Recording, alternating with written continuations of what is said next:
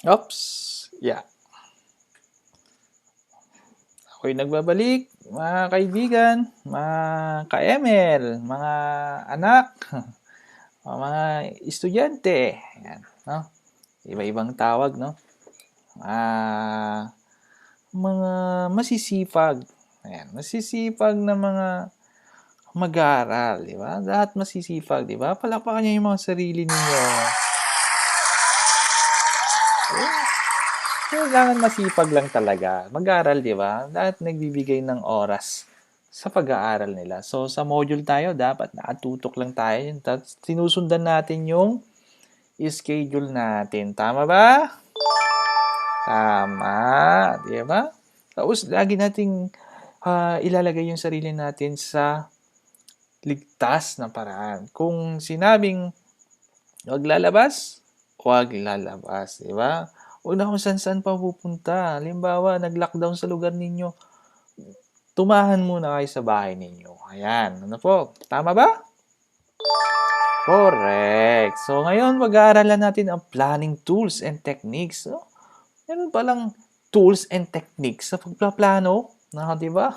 Lahat yan may lahat ng bagay ay mayroong tools and techniques. Ayan, dapat nating sundin. Di ba?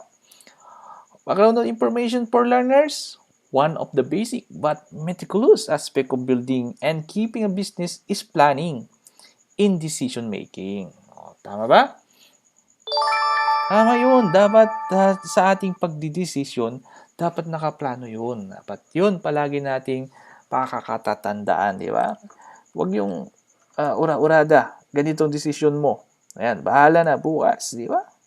O baka mawala ka sa landas na patutunguhan mo. Dapat dapat sundin kung anong naging plano mo at kung ito ay lumilihis na sa plano natin, ano ang dapat natin gawin. Ayan. So, meron tayong mga tools and techniques. Leaders are either big or small businesses are faced of making hundreds of decisions every day. And every decision may break or make the business success. Di ba?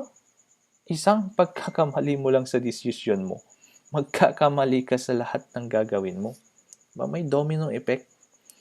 Di ba? Halimbawa sa decision mo, hindi mo alam yung naharap mo ngayon, di ba? Lumabas ka. Ayan. Lumabas ka sa bahay ninyo. Meron kang nasalubong na virus. Pag uwi mo sa tahanan nyo, inuwi mo rin ang virus. Anong nangyari? Nagkahawaan na, di ba? Saka ka malulungkot. Di ba?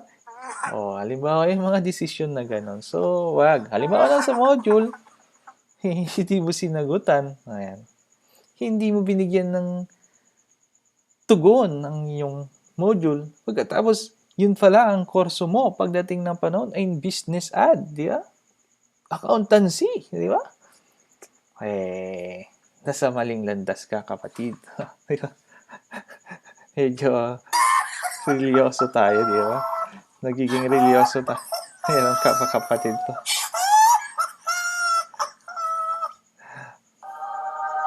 Ayan. So, that's why planning before making a decision for the business requires rigid and careful attention. Ayan. Attention, di ba? Yes, sir! Yes, sir daw. Yes, sir. Ayan, palagi nating gagawin. Sumunod tayo. Before jumping a decision for your business, leader must identify first the problem, gather realistic information, identify alternatives, choosing among the alternatives, and review the results in doing so. There are different techniques that can be used by the leaders to help choose among the alternatives and come up with the best decision. Ayan. So, ito na yung planning tools and techniques natin. So, nangunguna dito si SWOT analysis o SWOT diagram. Ayan. O, pwede din natin gamitin to sa sarili natin, di ba? Ngayon is, ang pinamanage natin lang natin ay ang sarili natin, di ba? Yeah daw, yeah. So, dapat SWOT acronym stands for, alam nyo na yan, di ba? Dapat nakatanim na yan sa isipan ninyo. Ayan, di ba? Masakit daw sa utak yung pagpasok ng ano, kasi marami na daw nakalagay sa utak nila. Ayan. So, SWOT analysis, ang acronym natin yan is strength, weakness, opportunities, and threat. Ayan. So, may positive side tayo, the negative side, the external and internal side. Ayan, di ba? So, kaya pa ba?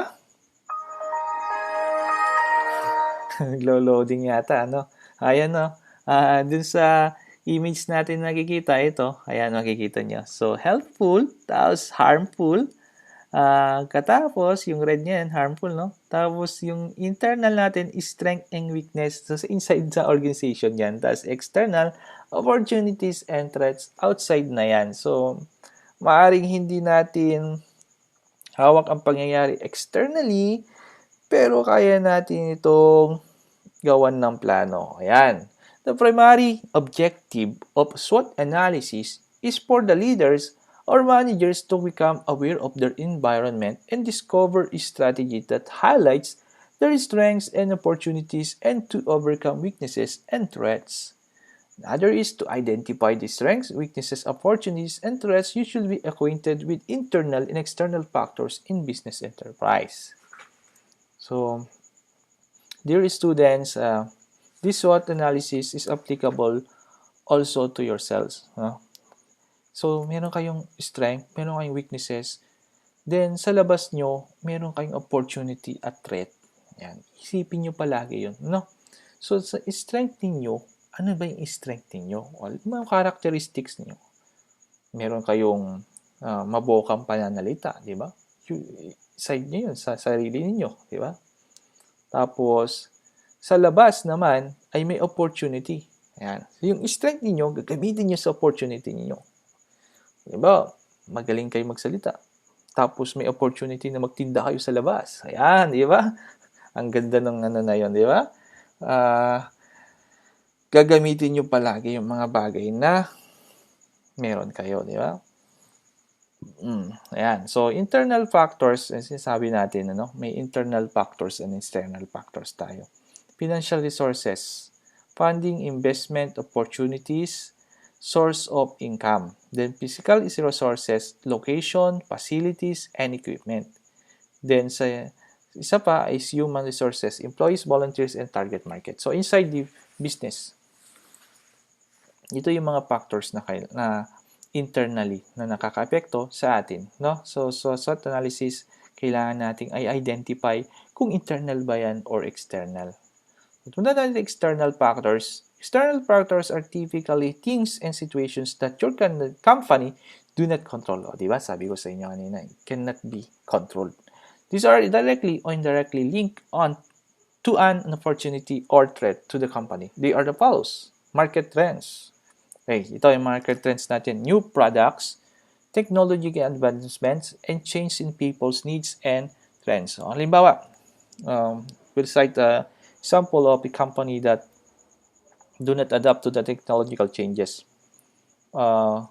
Kasi sabi nila, they are the company giant when it comes to mobile companies. So Nokia. So, Nokia ay ipoproduce noon ng magagandang cellphone. Alam nyo ba yung keypad? Alam nyo ba yung mga keypad na cellphone noon? Pag nag-type ka ayan. So, pag nag-type ka, talagang keypad ang ginagamit mo. Ayan. So, ang limit lang ng text messages is 50 ata. Ayan. I can't remember na. So, ngayon ay ibang-iba na. Ang presyo nun ng cellphone na keypad is mahal na. May mahal ng 15,000. Pero ngayon, makabili ka na ng touchscreen pa, di ba? 6,995. O yan, 6,999, di ba? Yung mga yan. So, hindi siya nag-adapt dun sa technology. Sabi niya, kami ang nangunguna, kami ang matibay. Oh, when Samsung o Apple enter into the competition, ayan na. So, wala na. Sayang, di ba? O, ayan na. So, pero ngayon, they are into business na naman. nag-create sila ng mga products na magsusut dun sa needs ng ng market. Ayan. So, ang sabi nila, Nokia will build a cell site on the moon. O, di ba? Magtatayo ng cell site sa buwan. Kauna-unahang magtatayo ng cell site sa buwan. O, di ba? Kaya nyo yon? So very futuristic na yung isipan nila. Pero that will happen in the future. Totoo 'yun, ano? So pag may mga naririnig kayong mga technological changes na impossible, pero kung titingnan ninyo is possibly pala yung mga yung bagay na yun. So ang labanan ngayon ay hindi na dito sa lupa, ayan, ng technology. They are going outside the planet. Yeah? Nandun na sila sa ibabaw. So, kung hindi nyo alam, we have a silent war outside our planet na. Ayan. So, uh, North Korea, Japan, US, Russia, China.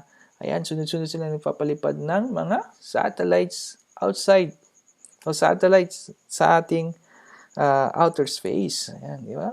O even businessman, no? Ayan, naglalagay na rin sila ng satellites sa kalawakan. Hindi natin alam.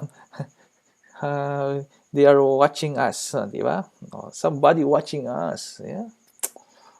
Later on, we will understand that scenarios, no?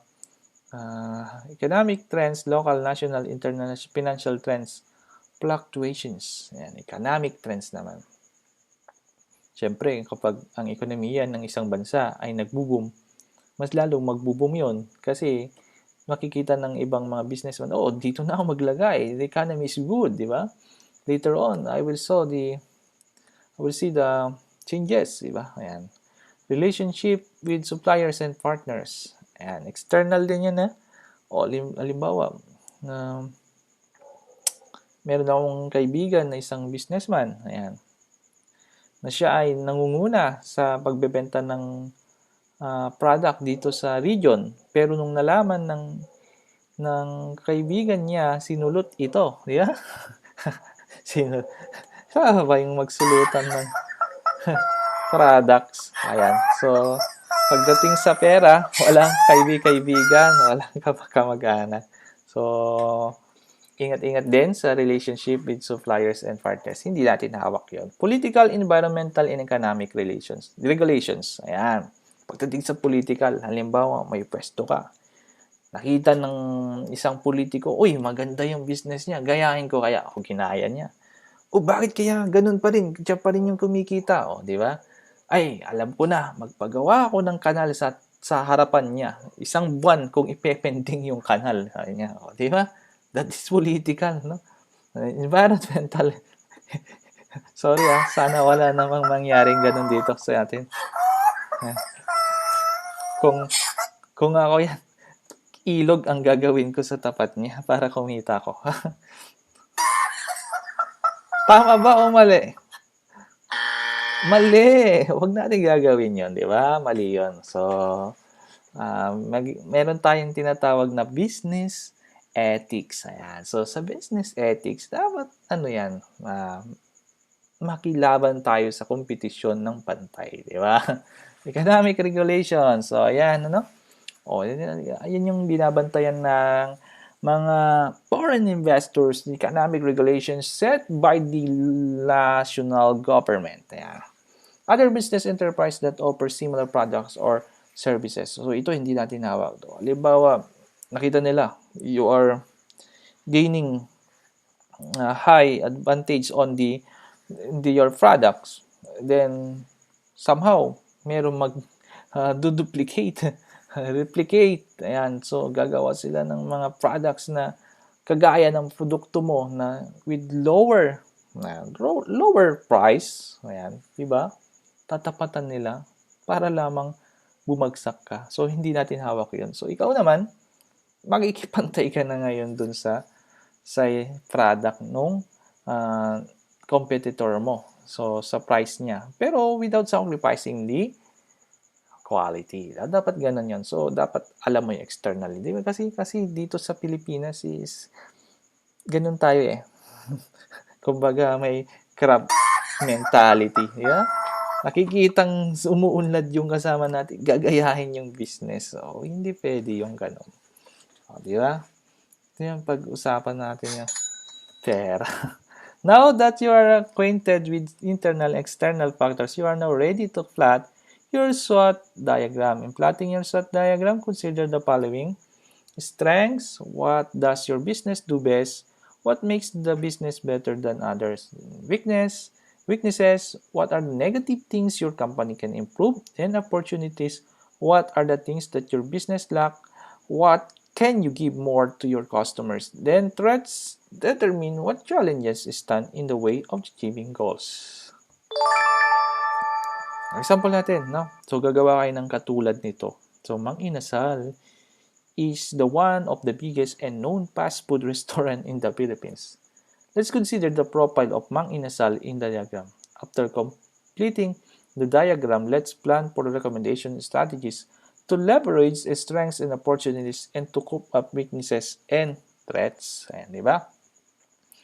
Sa ano kasi, sa itong Mang Inasal is under the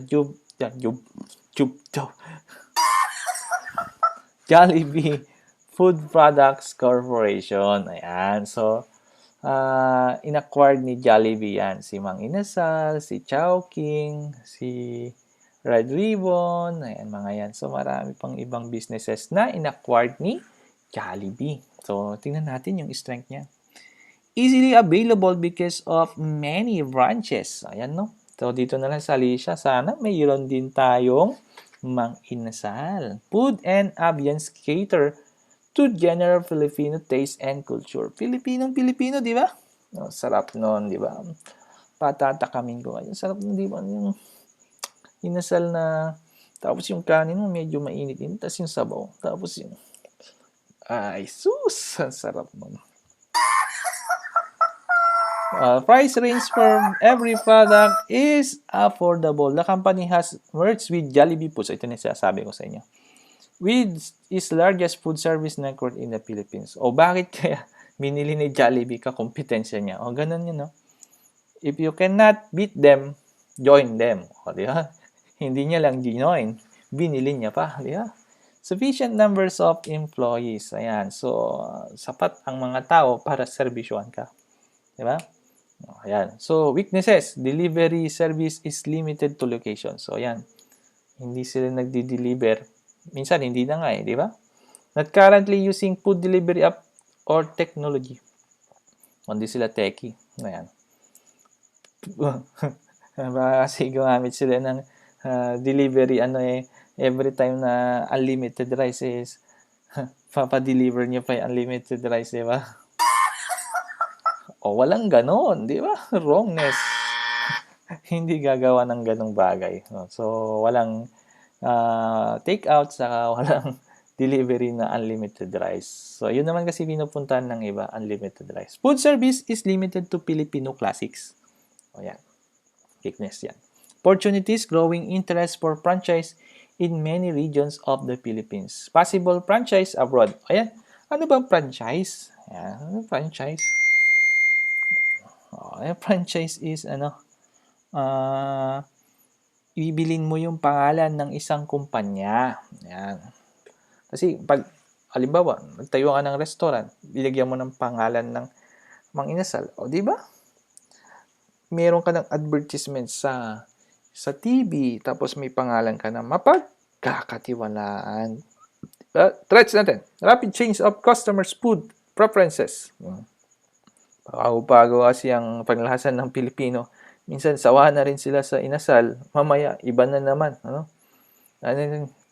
People seems to love international food like samgyupsal.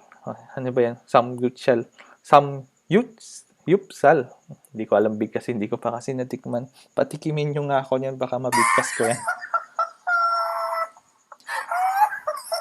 Milk tea or burger and pasta. O, nabigkas ko mabuti. Natikman ko na yan. O, sarap uminom ng milk tea, lalo na pag may kasama kang baby loves, di ba? O, wala mo ng baby loves na sa mga hindi nakikita, iyak muna kayo. Hindi nakikita, di ba? Okay? Recommendation, open more job opportunities to small employees, entrepreneurs by opening franchise in rural areas. O, magagawa kayong recommendations. Then, by doing so, delivery service may also be accessible to areas not reachable within or regional routes. Opening franchise abroad to promote Filipino. So, dun sa mga sa mga threats ninyo, saka sa weaknesses ninyo, yun ang kalimitang i-address ninyo dito sa recommendations. But, bigyan din natin ng pansin yung mga strength natin and opportunities natin na mas lalo natin palakasan yung mga yun. O, ganun yan. Halimbawa, strength mo is gising ka hating gabi. Di ba? O gamitin mo yun. Di ba? Kayang-kaya mo palang hindi matulog hanggang alas 12 gabi. Gamitin mo yung haba ng oras. Tara, nagbabasa ka ng magbabasa. Matandaan ninyo, ang pagbabasa is nakakatulong yan. Seryosong bagay yan, ha? O, tapos, pero ang matulog ng hating gabi o madaling araw ay hindi seryosong bagay. O, dapat matulog ka na, lalo na kapag wala kang ka-message, ang sakit, di ba? Next, contingency plan. Yan to na yung mga contingency plan natin. This is our examples. Ano po? Tignan nyo na lang po mabuti. Yan. Then, meron tayong example of contingency plan. Ayan. Basahin nyo yan. Basahin nyo mabuti. Sino ba? O whom to inform. Ayan. O pag-aralan ninyo kung sinong head of department, team managers. Ayan. Ito, huwag nyo kokopyahin ha. Ito. Activity. Exercise 1 is what does what. Yeah. The employees have equally undergone trainings on their respected fields. Ayan. So, sasagutan nyo lang kung strength is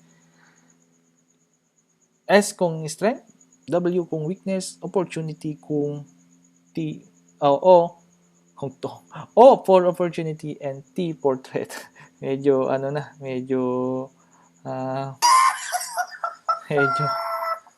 nauutal na kasi ilang words na rin to. Okay, it's SWOT time. SWOT time. Ayan, it's SWOT time. Ayan. Choose one of the most successful or well-established business in your community or nearest in your community or search na lang kayo ng business. Mas maganda yon, mag-search kayo ng business. Pag-aralan ninyo, di ba? Mas maganda kasing tumitingin kayo, nai-inspire kayo sa business. Paano siya nag-start? Ayan. Malay ninyo, isa sa inyo, ang maging may-ari ng isang sikat na restaurant later on, di ba? Ayan. Merong secret recipe. Ayan. Na tinatago ni Mr. Crab. Mr. Crab. Hindi pala si Mr. Crab. Ayan. So, ayan. 10 recommendation ninyo. Then, the plan. Ayan. Directions. The template below is incomplete contingency plan for the next school year. In the box that follows are elements of complete the plan. So, complete the plan, analyze the use of the elements in the box, and plot is accordingly to in the template. So, complete me. Ayan. Complete me. Okay, kompletuhin nyo yun na. What if no more? Ayan. Ito na kasi nakatutok tayo sa ito. So, meron tayong situation dito. Sasagutan ninyo. Sino ang response natin? One of your supplier have stopped production and have no backup suppliers easily available. Ito, nangyari ito sa isang sikat na toothpaste company. So, ikwento ko sa inyo, the Happy Toothpaste, di ba? Happy Toothpaste. Ano pangalan na nito? I can't remember the name of the businessman, but I can remember the story behind it, di ba?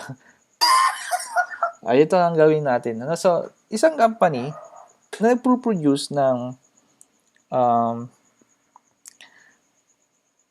foil. Ayan, aluminum na lalagyan ng toothpaste. Ayan. So, siya ang nag-produce nun. Ayan. So, si Colgate ay nag-decide na gumamit ng environment-friendly na lalagyan. So, ay nagpunta siya sa plastic. Ayan. So, plastic na pwedeng, hindi pala environmental friendly yun, di ba? So, plastic kasi siya eh. So, basta parang mas economical solution na mas mura para sa kanila. So, itong supplier ng aluminum tube for the container of toothpaste container, ay nag-produce ng maraming ganito kasi bumili siya kasi alam niya, in long run, yun pa rin ang gagamitin ni Colgate. Ayan. So, si Colgate naman ay nagpalit ng lalagyan. So, anong nangyari? Ayan. So, nag,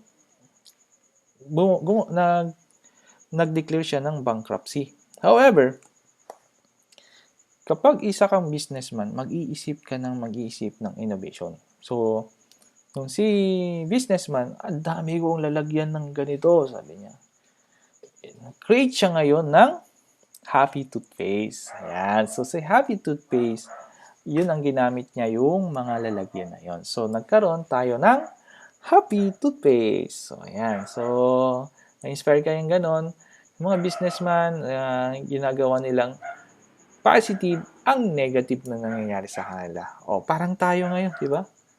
We turn these negative events into a positive one. Ayan. So, if we cannot make it face-to-face instruction, we take advantage of the modular way of learning. Ayan, di ba? So, ayan, rubrics for scoring. Ayan, reflection. So, in this activity, I learned that, kaya naman kayo masyado habaan nyo naman yung sagot ninyo. I learned that there are tools and techniques that use in planning. Now that I learned this kind of techniques and plannings, of tools of plannings, I will use it to myself. Sabi mo, ganun din, di ba? Dapat ganun kayo magsagot. Okay? So, I think, dito naman ang mga answer key. Ayan. So, sagot-sagot lang. Huwag naman kopyahin, pakiusap.